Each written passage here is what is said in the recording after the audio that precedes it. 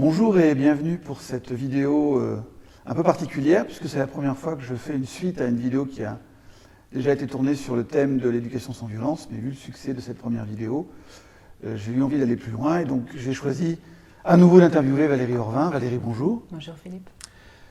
Alors dans la préparation de cette vidéo, tu m'as parlé de quelque chose pour lequel je voudrais que nous commencions, qui est les dispositions spontanées de l'enfant et le lien qu'il y a entre ces dispositions-là et peut-être la manière de les éduquer.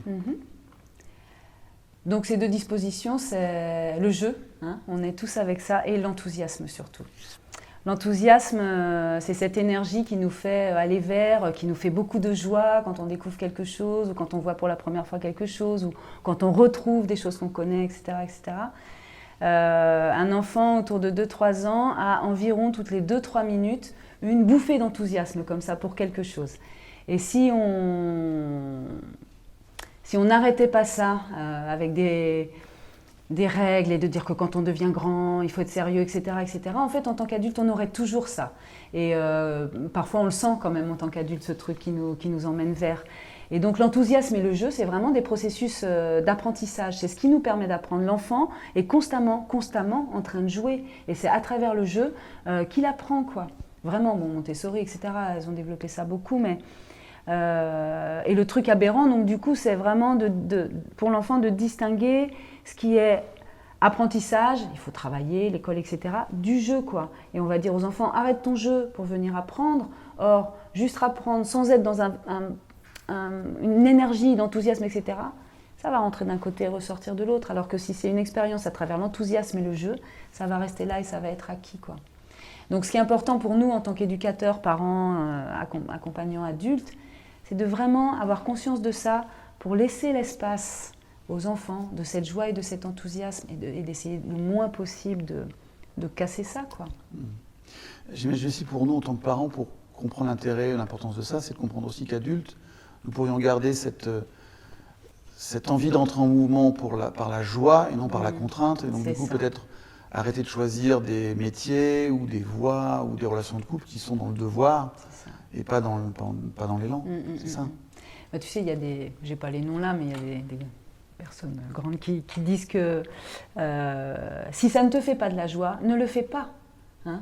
L'idée, c'est vraiment d'aller vers les choses, parce que c'est notre moteur, et c'est comme ça que ça nourrit des choses à l'intérieur, et c'est comme ça qu'on peut se développer, et qu'on est heureux, et que du coup, ça renforce le système immunitaire, ça permet des relations sociales beaucoup plus saines, enfin, c'est que du bon, hein, c'est que du bon, que du bonus, quoi, hein, pour nous. Et on sent bien quand il y a quelque chose quand ça dit oui, de façon joyeuse à l'intérieur, ou quand effectivement c'est une contrainte et qu'on va le faire parce qu'on pense être obligé de ça, devoir le faire. Je fais un gros travail dans les ateliers, ça me fait penser à ça, autour de devoir ou choisir, en fait. Et donc l'idée, c'est je peux vous donner ça, quoi, là. C'est vraiment de dire, par exemple, choisir, donner trois phrases où il y a « je dois » dedans. Alors souvent, ce qui sort, c'est « je dois me lever le matin à 7 heures, je dois aller travailler, je dois faire la vaisselle, je dois faire ceci, je dois faire cela ». Et puis on fait un travail où on va aller remplacer le « je dois » par « je choisis ». Et de dire, je choisis de me lever le matin. Parce que si jamais je ne me lève pas le matin, je me donne le choix, par exemple, de ne pas me lever, qu'est-ce qui va se passer ? Il va se passer que je ne vais pas arriver au boulot, je vais être à la bourre, ou bien donc ça ne va pas se faire. Et puis, il va y avoir des conséquences à ça. Donc, est-ce que je choisis de dire non à ce que je dois faire et de subir les conséquences, ou est-ce que finalement, je n'ai pas envie de subir ces conséquences-là, donc je choisis bel et bien de me lever le matin pour aller travailler. Et ça change tout à l'intérieur. Ça met justement, du coup, cet enthousiasme, cette joie, parce que j'ai fait le choix de ça. Ce qui me rappelle que la liberté, c'est pas faire tout ce que je veux, c'est choisir et assumer ce que je vais décider de faire. Exactement. Une autre question qui est venue suite à la première vidéo, c'est comment, j'allais dire de manière plus peut-être douce ou pacifique ou harmonieuse, nous pouvons créer de la coopération avec les enfants. Oui, plutôt que donner des ordres, que les enfants... Oui, ou mettre de la contrainte, tout ou de la manipulation. Les enfants et tout le monde, hein, les adultes, ont horreur de recevoir des ordres. Donc, comment est-ce qu'on fait ça ? L'idée, ça va être de permettre à l'enfant d'acquérir de l'autonomie dans les gestes, donc déjà de lui apprendre comment est-ce qu'on fait pour mettre une table, Donc ça va être quand il est tout petit, moi je prends les assiettes, est-ce que tu veux bien prendre les fourchettes et les cuillères par exemple? Et puis on les pose comme ci, comme ça à la table, on va accompagner ça à l'enfant, on va accompagner l'enfant à ça, pardon, plutôt, en faisant avec lui, c'est-à-dire que vraiment je reviens à cette fameuse phrase, l'exemple n'est pas le meilleur moyen d'éduquer, c'est le seul, mais vraiment quoi, et on en a encore fait preuve ce week-end là vraiment.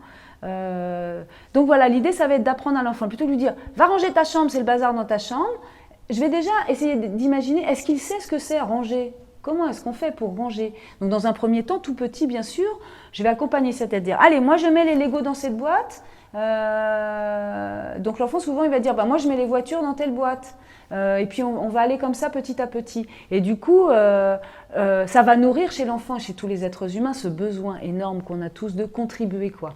Et quand on va accompagner l'enfant en lui apprenant le processus d'apprentissage, la coopération ça va nourrir ce besoin de contribuer et ça va être de la joie pour lui. Donc coopérer, c'est vraiment quelque chose que l'enfant a naturellement, cette envie-là. Si on ne le met pas sous la contrainte, si on ne le traite pas de moins que rien, si on valorise aussi ce qu'il fait. Ça m'aiderait drôlement si les enfants mettent à la table, parce que moi je suis en train de faire à manger là. Ça m'apporterait vraiment quelque chose. Je vais dire toujours pareil, je vais nommer, mettre des mots, et je vais dire ce que ça me fait. D'accueillir leur aide, leur participation, quoi. Donner du sens aussi sur ce que ça apporte. Absolument. C'est pas juste pour les contraindre parce qu'il y a des choses à faire et qu'on doit le faire, c'est parce que ça va me rendre service, qui m'aide à ça, et puis parce qu'eux aussi, ils vont devenir autonomes et ils vont éprouver de la joie et du contentement d'avoir mis en place ces choses-là, d'avoir fait cet acte-là. Du coup, ça fait vraiment sens que les parents aient travaillé sur comment on transforme des « il faut, je dois » en « je choisis » pour pouvoir donner du sens aux instructions qu'ils donnent, aux demandes qu'ils donnent aux enfants. Absolument. Et puis pas dans le sens de « fais ça et fais ça », ça me rendrait service d'eux, j'apprécierais que, etc., etc. Et non pas « fais ça », quoi. Parce que personne n'aime recevoir des ordres. Quand on reçoit un ordre, on a juste envie de faire le contraire, quoi. C'est très clair. Un autre point de difficulté que certains parents peuvent exprimer, c'est autour de la punition. C'est-à-dire cette conscience que la manière dont ils ont reçu eux-mêmes et appris à gérer cette notion de punition, ne les satisfait pas pleinement. Et en même temps, une sorte de difficulté à voir comment ça pourrait être géré autrement. J'entends même des « oui, mais quand même, il faut… qu'ils disent de temps en temps, ça n'a jamais tué personne », ou « moi-même, j'ai été éduqué comme ça ». Quelle alternative tu peux proposer ou vous pouvez proposer dans votre mouvement par rapport à cette notion de punition? Quand un parent punit, en fait, c'est parce qu'il se retrouve complètement impuissant et qu'il se dit qu'il faut vraiment qu'il fasse quelque chose. C'était l'exemple du supermarché l'autre jour. Quand il y a le regard des autres, on se dit là, je peux pas, ils vont me prendre pour qui les autres et tout, il faut vraiment que je fasse quelque chose, quoi. Donc je vais aller dans la punition pour dire j'ai fait quelque chose. Mais le parent, il n'est jamais content de ça. Jamais. Allons interroger tous les parents qui ont puni leurs enfants, etc. Comment tu te sens après avoir puni ton enfant? Les parents, ils se sentent mal. Ils sentent bien instinctivement que c'est pas OK de faire ça. Donc comment est-ce qu'on peut remplacer la punition? La première chose, parce qu'en plus de donner une punition à un enfant, lui, c'est comme si ça le dédouanait de la bêtise, entre guillemets, qu'il a fait. Les enfants ne font pas des bêtises, ils font des expériences. Et du coup, ça le dédouane. Il a été puni, du coup, il peut recommencer. Oui, peut-être il risque une punition, mais il va recommencer. Donc, ça n'a rien d'éducatif, la punition. Donc, l'idée, ça va être plutôt d'accompagner l'enfant afin qu'il puisse subir les conséquences de son acte, en fait. Et l'assumer. C'est-à-dire qu'à un acte, il y a une conséquence. Soit confronté aux conséquences. Exactement. Quoi. Voilà. Et du coup, on va accompagner ça. Et puis… on va demander réparation peut-être, ou bien accompagner de comment qu'il puisse prendre vraiment acte de ça, c'est-à-dire accompagner dans la parole en mettant des mots toujours pareil, en nommant qu'est-ce qui se passe pour toi. Ah bah oui, là, qu'est-ce que je pourrais prendre comme exemple?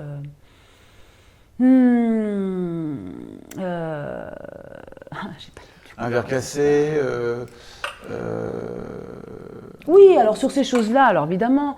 Bien sûr, ça va être l'enfant qui renverse son verre, le parent énervé, soit qui va mettre une claque, soit qui va dire « Mais qu'est-ce que tu peux être maladroit, tu m'énerves, sors de table, etc. » Le verre se renverse. Qu'est-ce qui se passe? On a besoin d'essuyer. Donc avec l'enfant petit, je vais lui dire « Ah, là, quand c'est renversé comme ça sur la table, on a besoin d'une éponge pour essuyer. » Donc s'il est tout petit, je vais aller chercher l'éponge et lui donner l'éponge pour que... Quand il est plus grand, l'enfant tout seul, il va aller chercher l'éponge et essuyer. Et il va réparer son acte.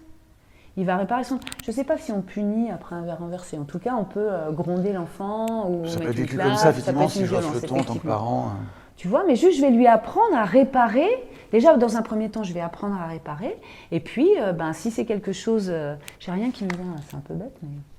Ça peut être un enfant qui a pris le jouet d'un autre enfant et le parent le punit parce qu'il vient de voler, par exemple. Quelque chose. Ouais. Donc, Donc ça va être, le copain, là, il n'est pas content que tu lui aies pris son jouet, il est en train de t'exprimer ça qu'il n'est pas content. Comment c'est pour toi? Et mettre des mots, j'ai pas vraiment de... Donc c'est mettre en mots et ensuite voir comment on peut créer une réparation. Exactement, exactement. Et puis surtout, prévoir, une fois qu'on a travaillé sur la situation en question, ça va être de prévoir l'avenir, c'est-à-dire, ok, donc il s'est passé ça, et la prochaine fois, comment tu vas faire, quoi. Je peux parler aussi, par exemple, de l'exemple de... C'est Jean-Jacques Rêvecoeur qui dit toujours ça, pour accompagner vraiment l'enfant à l'autonomie, de savoir ce qu'il veut plutôt que de faire à sa place ou donner un ordre. C'est la gamine, au début qu'ils étaient arrivés au Canada, la gamine elle a 5 ans et il y a de la neige dehors, c'est le premier jour où il neige et elle veut mettre sa petite robe avec ses petites sandales. Ok, donc d'abord il lui montre la neige dehors, c'est froid, etc. La gamine elle n'en démord pas, elle veut mettre sa petite robe avec ses petites sandales. Ok. Alors là en tant que parent je vais réfléchir à... Si j'accompagne mon enfant à vivre cette expérience de partir dans la neige avec sa robe, est-ce que je suis en mesure derrière d'assumer le fait que peut-être elle va être malade et que du coup elle va rester à la maison? Est-ce que dans mon emploi du temps, c'est possible pour moi d'assumer que je vais rester à la maison avec elle? Donc déjà, c'est la première chose à regarder. En tant que parent, est-ce que je peux accompagner ça jusqu'au bout? Il voit que oui, que si elle tombe malade, il pourra rester avec elle à la maison. Il dit ok, tu veux partir à l'école comme ça, je t'emmène comme ça. Le regard des autres parents, l'instit, tout ça. La gamine, bien sûr, dans la journée, on lui prête des fringues, etc., etc. À la froid, on l'habille, etc. Il la récupère le soir, couverte avec des vêtements pas à elle, etc. Alors, comment ça s'est passé pour toi aujourd'hui? Dis donc, j'ai eu drôlement froid avec mes sandales. La maîtresse, du coup, elle est obligée de me prêter des habits. Ok, donc tu as vu que quand tu partais, je vais mettre des mots, quand tu partais à l'école avec tes sandales et ta petite jupe alors qu'il y a de la neige dehors, tu avais froid. Oui, j'ai besoin d'être plus couverte, etc. D'accord. Et du coup, qu'est-ce qui s'est passé pour toi? J'avais froid, c'était pas confortable, tout ça, d'accord. Et du coup, qu'est-ce que tu feras la prochaine fois? La prochaine fois que ce sera comme ça, je vais m'habiller chaudement. D'accord. Et du coup, demain matin, qu'est-ce que tu vas faire? Demain matin, je vais mettre 2 pantalons et 2 pulls. Ok. Le lendemain matin, la gamine, elle voit la neige et elle dit, là, aujourd'hui, je me fais pas avoir, je mets 2 pantalons et 2 pulls, voire 3, tu vois. Ok, le père, il laisse faire l'expérience, pareil, il l'emmène à l'école comme ça, les autres parents, ils se disent, les instits, bon. Et évidemment, au fil de le matin, elle enlève elle se retrouve juste avec un pantalon et un pull. Le soir, elle rentre à la maison, il la ramène. Alors, comment c'était pour toi aujourd'hui? J'avais beaucoup trop chaud avec mon pantalon, mes pulls, etc. J'avais beaucoup trop chaud, du coup j'en ai enlevé 2 et puis je suis restée avec cela. D'accord, comment c'était pour toi? J'étais pas bien quand j'avais trop chaud et tout ça, d'accord. Du coup, c'était encombrant, je savais pas quoi faire de mes habits, bon. Et du coup, comment tu vas faire la prochaine fois? La prochaine fois, je mettrai juste un pantalon et un pull. Et puis le lendemain, la gamine, elle met un pantalon, un pull, les chaussures adaptées et c'est fait. Là, on voit que le père, il a pris le temps, le père, la mère, peu importe, a pris le temps d'accompagner son enfant là où elle voulait aller et que la gamine a fait la démarche d'en arriver à la conclusion que quand il y a de la neige dehors, je mets un pantalon, un pull et les bottes adaptées. L'apprentissage est terminé.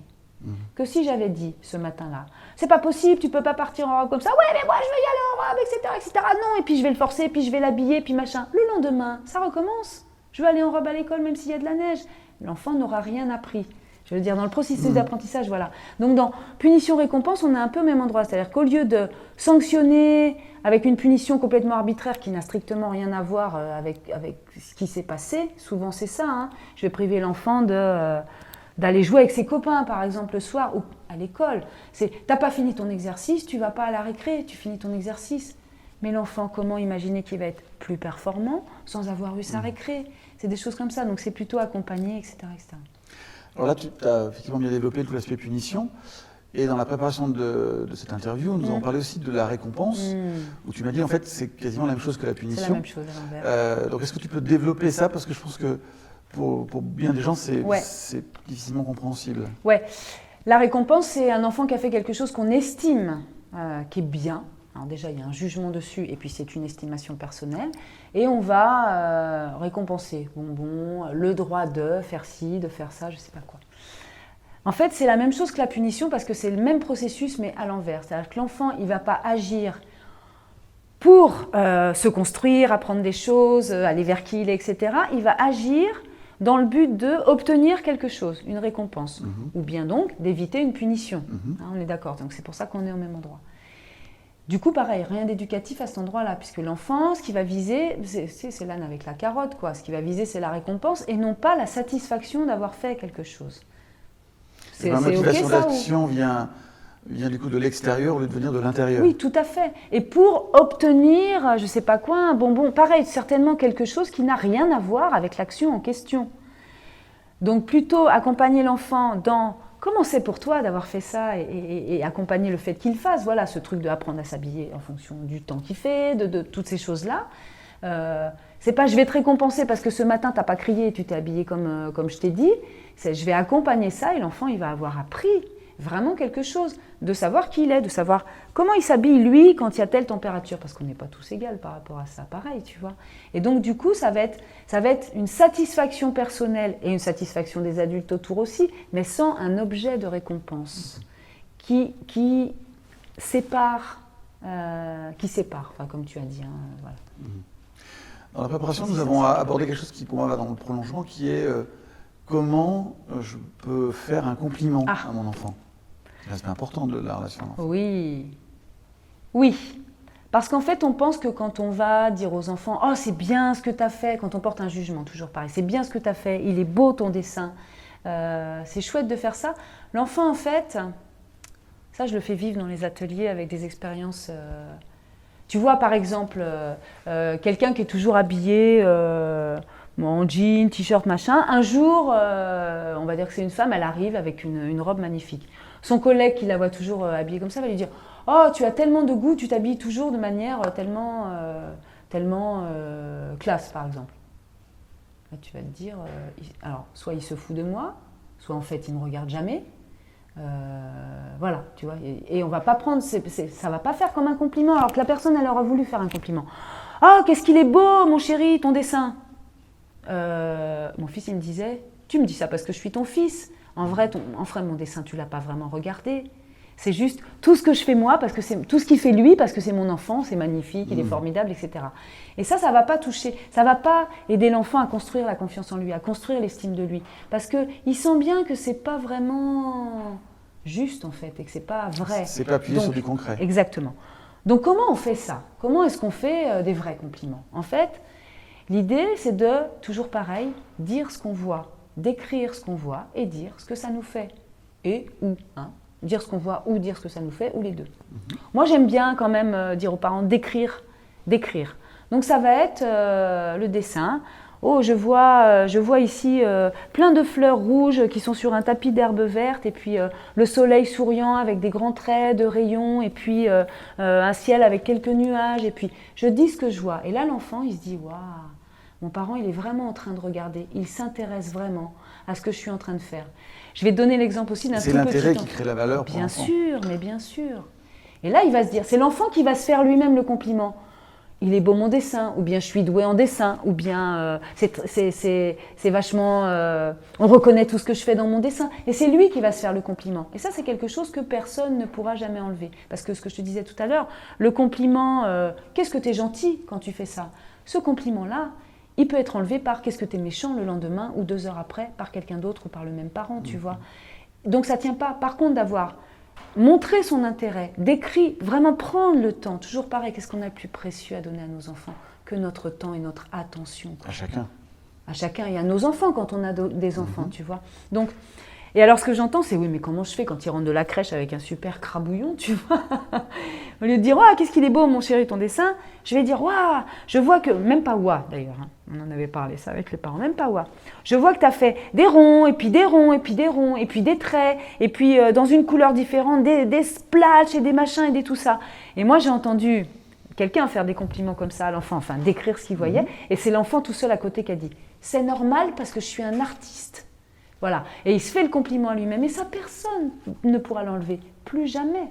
Jamais. Ce genre de choses, c'est vraiment rentrer à l'intérieur et ça construit l'estime de soi et la confiance en soi. Donc, d'écrire ce qu'on voit et dire ce que ça nous fait. Donc, mon Mon gamin, le spectacle de fin d'année, elle joue, c'est une fille, mettons, elle joue la reine.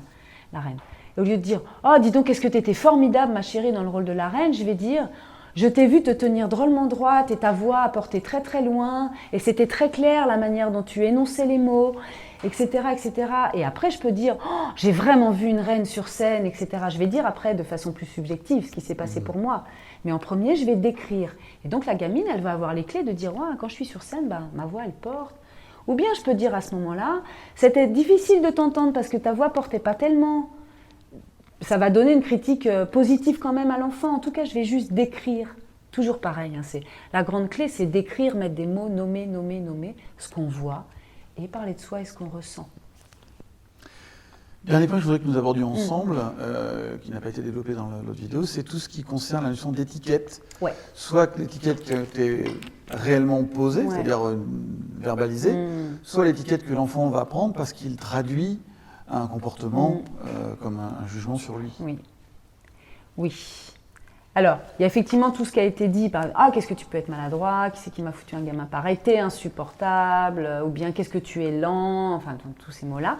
Et puis, il y a aussi, comme tu dis, l'attitude des adultes qui, sans nommer, pour le coup, va faire que l'enfant, il va vraiment capter dans l'énergie pour qui on le prend, quoi. Hein. Je vais faire ça en jeu aussi dans les ateliers autour de... C'est des parents qui sont en train... Le jeu, c'est ça. On est parents, on est en train de faire un puzzle et puis les enfants ont pour consigne, enfin les adultes qui jouent le rôle des enfants, de juste arriver en disant « Ah, je peux jouer avec vous ?» Et les parents ont pour consigne d'avoir un comportement différent suivant l'enfant qui arrive. Donc le premier enfant, ils vont l'accueillir avec l'idée que c'est un enfant qui est vraiment super speed, qui fout tout le temps tout en l'air, etc. Donc ça va être...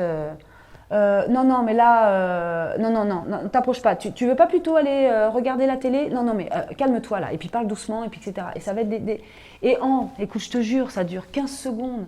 En 15 secondes, l'adulte qui joue le rôle de cet enfant-là, déjà, il a juste envie de s'en aller. Et puis, il se dit, là, mes parents, ils me prennent pour quelqu'un d'insupportable. Tout de suite, l'étiquette, il la trouve. Mais vraiment, en 15 secondes, ça va très, très vite.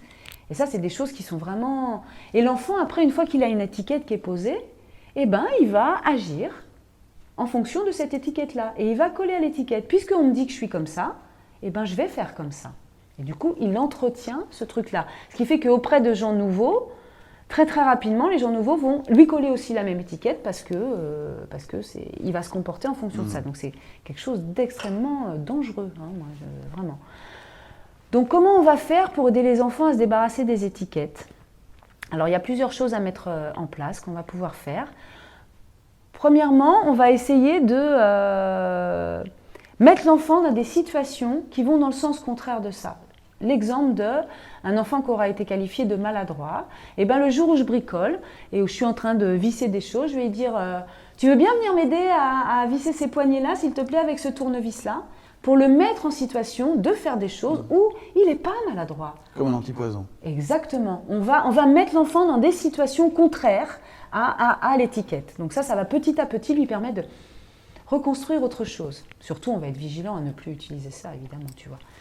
Ou bien, par exemple, on va rappeler à l'enfant, dans les ateliers on appelle ça ses bons coups. C'est-à-dire que, par exemple, qu'est-ce que je vais donner comme exemple ? Quelque chose qu'il a fait par le passé en grimpant aux arbres. Ouais, alors voilà. Oui, c'est ça, tu disais. Par exemple, l'enfant qui rentre de l'école et qui dit « Ouais, la maîtresse, elle m'a dit que franchement, j'étais pas douée avec mon corps parce que j'ai pas réussi à grimper à la corde aujourd'hui. Que j'ai pas je sais pas le mot, t'es pas agile, ou je sais pas ça, coordination, voilà, que je manque de coordination, c'est exactement ce mot-là. Déjà, premièrement, quand ça vient de l'extérieur, je vais dire à l'enfant, et ça c'est très très important, je pense que ta maîtresse, ton animateur, ton maître, etc., ne te connaît pas comme moi, je te connais. Et moi, je t'ai vu faire ça et ça. Et là, je vais décrire toujours pareil. Je me souviens d'une fois où on avait oublié les clés, et tu as grimpé à la fenêtre, tu es passé par la fenêtre, tu as sauté dans la maison. Je vais vraiment décrire très clairement les actions pour que l'enfant il réintègre que il a fait ça, quoi. Donc tu as sauté. Et puis tu es venu ouvrir la porte et tu m'as ouvert la porte. Voilà. Et ça, voilà. Ou bien, une autre fois, je t'ai vu monter sur ton vélo et puis passer une bosse et sauter 2 marches qui étaient hautes, etc. Je t'ai vu faire ça. Et je vais dire à l'enfant, je vais redécrire ce que je l'ai vu faire, quoi. Pareil, il y a un enfant qui est qualifié de brise tout, etc. Je vais prendre l'exemple, c'est l'enfant qui casse tout. Je vais aller dans sa chambre et avec lui, je vais trouver un jouet, par exemple, qu'il a depuis l'âge de 2 ans. Mettons, il a 8 ans, le gamin. Et je vais dire... Ce jouet-là est dans cette chambre et tu joues avec depuis l'âge de 2 ans. Et je ne vais pas rajouter, et il n'est pas cassé lui, hein. Non, je ne vais pas rajouter ça. Mais juste, je vais lui faire remarquer que ce jouet-là, il l'a depuis très longtemps. Juste ça, hein. C'est juste remettre dans la réalité de l'enfant ce qui est, de ce qu'il sait faire et de ce qu'il n'a pas cassé ou de ses capacités. Ce que je vais pouvoir faire aussi pour enlever les étiquettes, c'est parler devant l'enfant à quelqu'un. Par exemple, l'exemple d'un petit garçon qui subit régulièrement des piqûres ou des choses comme ça, anti-allergiques par exemple, n'importe quoi, mais quelque chose qui fait mal, et qui serait qualifié de douillet, qu'il pleure tout le temps avec ses piqûres et tout ça. Et ce jour-là, ou le dentiste, hein, c'est un bon exemple aussi. Et ce jour-là, alors on pourrait dire, qu'est-ce que tu as été courageux, sauf que je ne vais pas mettre ce mot-là. Par exemple, ce jour-là, j'appelle une amie ou son père ou ma mère ou je ne sais pas quoi, et je dis... T'aurais vu ton petit-fils, il s'est tenu tout droit devant le docteur et il est resté sans rien dire pendant que le docteur, il a bien respiré pendant que le docteur lui faisait la piqûre et il n'a rien dit et je ne vais pas mettre le mot il a été courageux, etc. etc. Je vais simplement décrire l'attitude qu'il a eue et peut-être je peux rajouter je trouve qu'il peut être fier de lui ou je ne sais pas quoi, mais je vais mettre l'enfant dans des situations où il va pouvoir entendre ce que je dis de lui. Alors là je mets un petit bémol parce que je n'aime pas trop qu'on parle des enfants à la 3e personne devant eux. Ça peut être aussi l'enfant qu'on qualifie de un peu rêveur et tout. La mère qui rentre, le père il a fait des pop-corn avec. Oh, t'aurais vu, je peux raconter à maman ce qu'on a fait. Ben, au moment où vous faisait les pop-corn, d'un seul coup le chiffon il a pris feu et puis tu as eu le réflexe de mettre le couvercle dessus et tu as éteint le feu. Et je vais redécrire ce que l'enfant a fait et c'est lui après qui va dire waouh, j'ai été vachement agile sur ce coup-là et voilà. Et c'est les compliments, ils vont se construire comme ça. Alors pour terminer cette vidéo, je voudrais avec toi qu'on aborde un point un peu à côté de l'éducation, avec cette idée que les adultes de demain sont les enfants d'aujourd'hui. Quand on a préparé la vidéo, tu m'as parlé de toutes les conséquences que ça pouvait avoir pour les adultes d'avoir, entre guillemets, eu une éducation qui était peut-être, elle, dans la violence. Et voilà, est-ce que tu veux bien conclure sur ce point ? Ouais, c'est des choses qui sont sorties beaucoup. Là j'étais à l'université d'été, PEPS, parentalité positive. Il y a des chiffres vraiment énormes. Alors, 85 000 tentatives de suicide par an, 190 000 abus sexuels et en France, on est champion du monde d'utilisation de psychotropes. C'est quand même que la population adulte ne va pas très très bien, quoi. Et ça vient bien sûr, on se construit dans son enfance. Et ça vient en grande partie, du fait qu'on n'a pas pu exprimer nos émotions. Parce que tous ces mal-être, tous ces malaises, ils viennent vraiment de toutes ces choses qui sont restées dedans. L'utilisation de psychotropes, c'est pour, oublier tout ça et ne pas être en lien, ne pas être en contact avec ce qui se passe à l'intérieur de nous. Donc vraiment, aujourd'hui, on prend conscience dans les milieux de la parentalité et de l'éducation, de l'essentiel de l'expression de l'émotion, quoi. Et de donner des outils aux adultes qui accompagnent les enfants pour permettre aux enfants, et à nous en tant qu'adultes, à apprendre à exprimer nos émotions. Et je voudrais revenir sur ce truc-là que, en fait, tout ce qu'on voit de l'expression de l'émotion, j'en ai parlé l'autre fois, hein, charge, tension, décharge, que nous on voit la décharge, qu'on a l'impression que c'est que ça l'émotion. Or l'émotion, c'est tout ce processus-là de charge, tension, décharge, et que la décharge, c'est vraiment le moment de guérison, quoi. De pleurer, c'est le moment où on guérit. De crier, c'est le moment où on guérit. De taper dans un coussin, machin, parce qu'on est en colère, c'est le moment où on guérit. Donc c'est essentiel de laisser ce moment-là se dérouler et bien sûr de l'accueillir en tant qu'adulte, parce que plus on va être dans l'accueil de ça et de dire c'est complètement ok de vivre ça, plus l'enfant ça va être facile pour lui d'y aller et moins il y aura, si tu veux, c'est pas que ça va diminuer les émotions, c'est que la force que ça va prendre, vu que tout ça s'accumule quand ça n'a pas été exprimé, ça va pas prendre des formes complètement délirantes ou ça va pas être des choses élastiques ou d'un seul coup sur une toute petite chose comme ça, il y a une colère énorme qui éclate ou un chagrin énormissime. On voit bien qu'il y a autre chose derrière. Et le autre chose derrière, c'est tout ce qui n'a pas été exprimé avant, quoi. Et qui fait que à l'âge adulte, ça fait des déviances, de la violence envers soi, hein, suicide, etc., envers l'autre, abus sexuels, etc., etc. Il faut savoir aussi qu'aujourd'hui, il y a encore 2 enfants par jour qui meurent sous les coups de leurs parents. Hein, de dire donc une fessée, on n'en meurt pas. Je suis désolée, quelle que soit la forme de violence, alors violence physique et violence morale et psychique, hein, qui est aussi violente, voire plus, pour la construction de la personne, c'est grave, quoi, vraiment c'est grave. Donc c'est important que les adultes aujourd'hui apprennent à eux, être en paix avec leur propre enfance, pour pouvoir être en paix avec l'enfant qu'ils accompagnent et qui est dans un enthousiasme incroyable et une joie incroyable, et lui qui demande juste à aller découvrir le vaste monde et à apprendre tout ça, quoi. Et en fait, si on est mal à l'aise avec les émotions de nos enfants, c'est parce qu'on n'a pas réglé nos propres blessures, et que du coup, ça vient tellement retourner le couteau dans la plaie, rallumer le truc, que c'est insupportable. Donc, on ne jette pas du tout la pierre aux adultes de réagir comme ça, bien sûr que non. C'est simplement que c'est insupportable et qu'ils ne savent pas faire autrement, et qu'ils ne peuvent pas faire autrement, parce que c'est proprement dit insupportable, quoi. Mais il y a une vraie urgence, parce qu'il y a un vrai malaise dans la société. Et plus on va... Olivier Morel, là, qui a fait une conférence hier, disait que, en fait, plus on est dans la bienveillance avec la petite enfance, plus ça fait des adultes qui sont non violents. Mais plus... On sait maintenant, hein, ça a été étudié auprès des terroristes, des gens qui font la guerre, machin, tout ça. Plus les enfants ont été punis, frappés, violentés psychologiquement, etc., petits, plus ça va faire des adultes qui ont envie d'aller faire la guerre, d'aller faire du terrorisme, faire ci, faire ça, enfin voilà, quoi.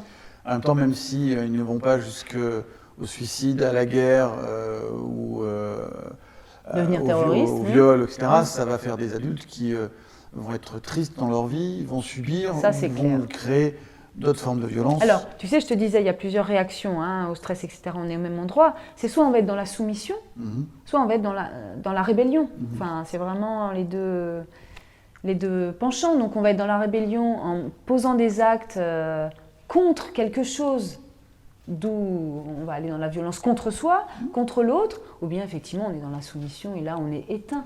Et quel dommage, parce qu'on a tous ce feu d'enthousiasme et de joie à l'intérieur, quoi. Donc c'est tellement dommage d'éteindre ça.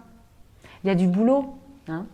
On a du boulot, mais en tout cas, ce que j'ai vu là et qui m'a, si tu veux qu'on conclue, c'est vraiment, là j'étais avec une centaine de personnes, y compris enfants, hein, donc de tous les âges, c'est que on dit, allez, c'est important qu'on mette ça en place, mais on n'est même plus à dire, il va falloir qu'on fasse ça. On est en train de le faire. Et ça donne vraiment beaucoup d'espoir. Il y a énormément de gens qui sont sur ce chemin-là, et ça donne vraiment beaucoup d'espoir et de joie de voir que ça y est, quoi, on est parti dans ce sens-là. Et c'est pas difficile et c'est pas compliqué de faire ça. Et c'est que de la joie, quoi. Au début, ça fait peur. On se dit que, bah oui, il va falloir changer des choses, hein. Donc changer, ça fait peur.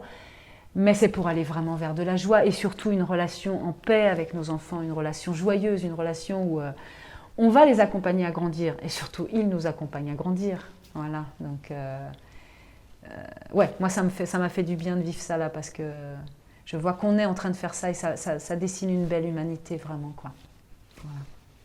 Valérie, merci pour ces informations. Et puis donc, prenons soin de l'éducation de nos enfants et prenons soin de nous pour nous rendre la vie plus belle. Oui. Au revoir. Au revoir.